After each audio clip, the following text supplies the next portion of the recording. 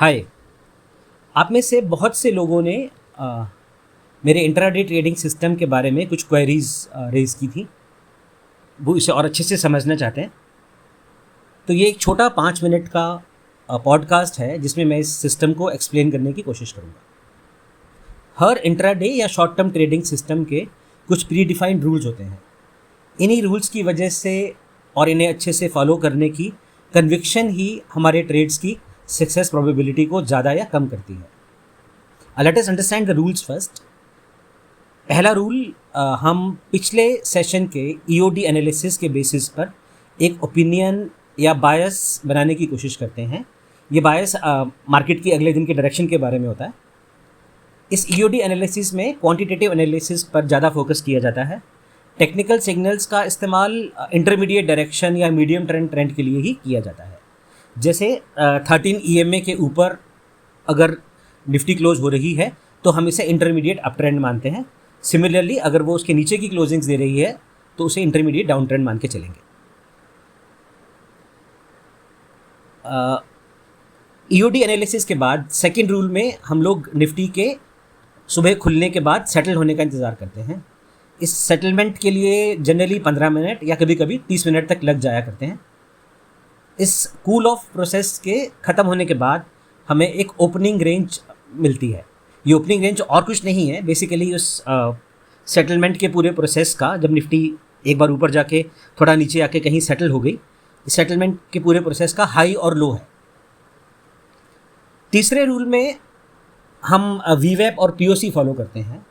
यही cool off period के बाद हमें एक रीज़नेबल वीवैप या पीओसी का लेवल मिल जाता है जो हमें आगे ट्रेड लेने में हेल्प करता है। इसके साथ ही हमें एक नैरो रेंज पीसीआर मिल जाती है। ये नैरो रेंज पीसीआर बहुत रेलिवेंट है। जैसे कि हम लोग जानते हैं आजकल एक्सचेंज का मैक्सिमम वॉल्यूम ऑप्शंस के थ्रू होता है। तो ये narrow range basically ATM strike से 1 से 4 स्ट्राइक ऊपर और नीचे की स्ट्राइक्स होती हैं। ये 1 या 4 स्ट्राइक हम लोग इस बेसिस पे डिसाइड करते हैं कि अभी ऑप्शन सेटलमेंट डे से हम कितना दूर हैं। जैसे यदि फ्राइडे या मंडे को हम काम कर रहे हैं तो फ्राइडे या मंडे को हम 3 या 4 स्ट्राइक्स ऊपर और 3 या 4 स्ट्राइक नीचे लेकर पीसीआर कैलकुलेट करेंगे। इसी तरह ट्यूसडे को इसे 2 स्ट्राइक कर देंगे। वेडनेसडे थर्सडे को ऊपर या नीचे की एक स्ट्राइक लेके काम चलाएंगे। इसको नैरो कर देने से इससे एक फास्ट सिग्नल मिलता है, एक क्विक सिग्नल मिलता है। नैरो रेंज की पीसीआर काफ़ी इंपॉर्टेंट है।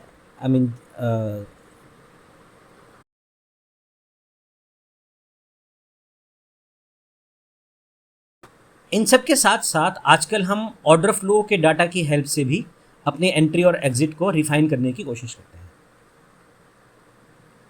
प्राइस एक्शन से आइडेंटिफाई किए हुए लेवल, जैसे कि ऑन गोइंग डे का हाई, ऑन गोइंग डे का लो बहुत सिग्निफिकेंट होता है।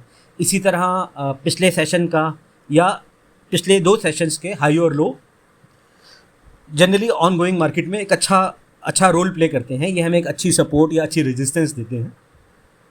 तो इन लेवल्स को भी हम मार्क करके चलते हैं। अब इन्हीं सब सिग्नल्स की हेल्प से हम लोग रेलिवेंट सपोर्ट या रेजिस्टेंस लेवल्स ड्रॉ करते हैं और उसी डायरेक्शन में ट्रेड करने की कोशिश करते हैं। सीधा सिंपल रूल है, यदि हम डे रेंज के नीचे हैं, पीओसी और वीवैप के नीचे हैं, ऐसे में हम लॉन्ग साइड का ट्रेड कभी नहीं लेंगे। नैरो रेंज पीसीआर को देख के शॉर्ट साइड का ट्रेड लेने की कोशिश करेंगे। सिमिलरली यदि हम वीवैप और पीओसी से ऊपर हैं तो ओपनिंग रेंज के ऊपर की तरफ ब्रीच होने पर लॉन्ग साइड का ट्रेड लेने की कोशिश करेंगे। इस ट्रेड को लेने से पहले फिर हम एक बार नैरो रेंज पीसीआर को देखेंगे। नैरो रेंज पीसीआर और ये सभी सिग्नल अगर कंफर्म करेंगे तभी हम ऊपर का ट्रेड लेके ट्रेड करने की कोशिश करेंगे। अब आप में से कुछ लोगों को ये थोड़ा कॉम्प्लिकेटेड लग रहा होगा, लेकिन निफ्टी की शॉर्ट टर्म मूवमेंट्स को ट्रैक करना बहुत आसान काम भी नहीं है। उसे ठीक से समझकर और उसका बेनिफिट लेने के लिए ये 5-6 रूल फॉलो करना काफ़ी अच्छा है। इसके अलावा once you understand it and practice it for a few days तो इसमें आपको कुछ भी कॉम्प्लिकेटेड नहीं लगेगा। All it requires is market खुलने से पहले 10-15 मिनट का होमवर्क, मार्केट खुलने के बाद कुछ लेवल्स ड्रॉ करने हैं और उन्हीं लेवल्स की डायरेक्शन में ट्रेड करना है। इट विल टेल यू एक बहुत सेफ एंट्री हमें इससे मिल सकती है और साथ ही एक बहुत अच्छा, बहुत सेफ स्टॉप लॉस लेवल भी मिल सकता है। लेकिन मैं इसको अभी यहीं ख़त्म करता हूँ। इसको लेकर यदि किसी की कोई और क्वेरीज हो तो I mean I be very happy to answer them. आप उन्हें आई टू गेन चैट में भी डाल सकते हैं, आई टू लर्न पे भी डाल सकते हैं। Thank you.